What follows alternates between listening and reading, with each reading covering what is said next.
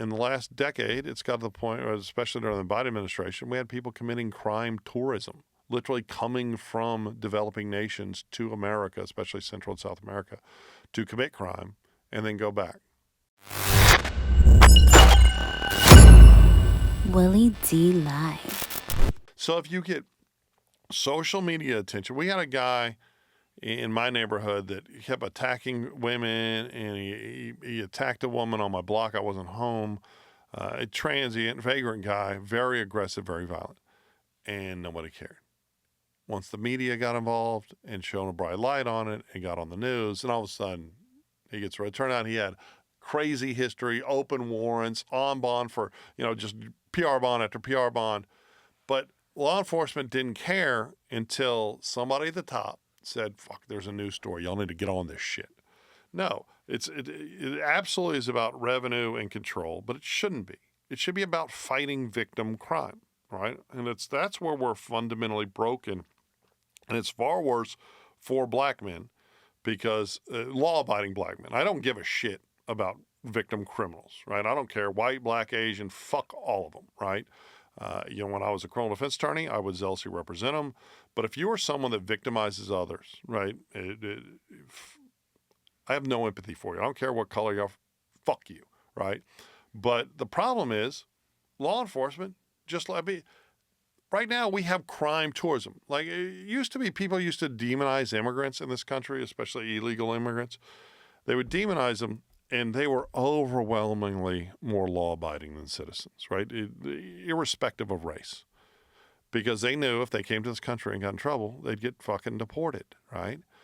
So they're much more conscious of it. In the last decade, it's got to the point, especially during the Biden administration, we had people committing crime tourism, literally coming from developing nations to America, especially Central and South America, to commit crime and then go back. It's fucking crazy. We have been in larger cities, there has been this wholesale abandonment, right? And who suffers the most? Black Americans. That is literally, people want to focus on how, black males tend to commit an outsized amount of violent crime. But no one wants to talk about that black people, men and women, suffer, are victimized by an outsized amount of violent crime. Why can't America get it under its thick skull that if black people suffer, by black people being in this country and suffering as Americans, if black people suffer, America suffers. If black people are doing bad, it's a reflection on America doing bad. Why? It's like, well, if we're Americans, because we, instead of looking at black, let's look at Americans. Mm-hmm. If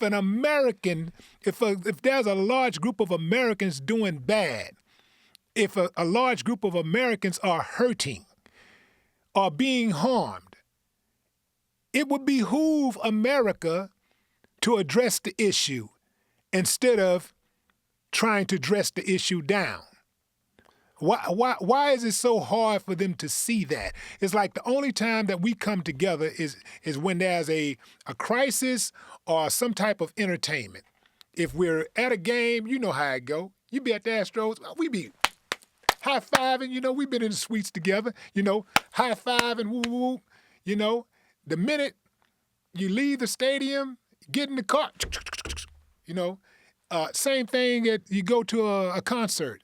Everybody's, you're there, you're enjoying your favorite singer, and, there's all types of people there, and everybody's getting along. As soon as you damn get in the car, right back. It's like we're programmed. Well, we live in a city that is beset with violence. Houston has a real problem with violent crime. We absolutely do. We can pretend it doesn't exist, but that would be stupid. We absolutely have a real problem with crime in this city.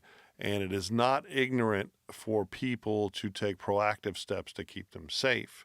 I would disagree with the narrative that we all just divorce ourselves from everybody else after, because, I spend a lot of time with a lot of people, and it's rather a diverse group of people.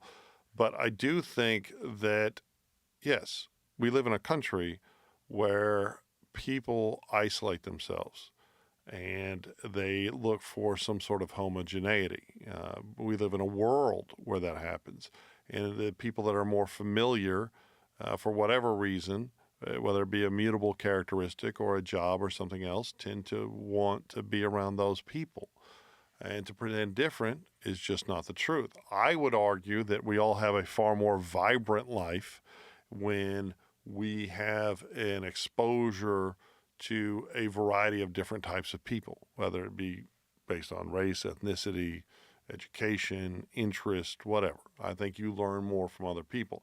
I don't think, however, we should be shaming, like if a woman clutches her purse or doesn't want to walk down an alley, it's because she feels unsafe, right? That's a different situation. I'm talking about in terms of race. I'm talking about like we're a diverse group of people. You don't fuck with white people? When we're a diverse group of people when we're in, the stadiums, when we're at arenas or whatever, or when there's a crisis.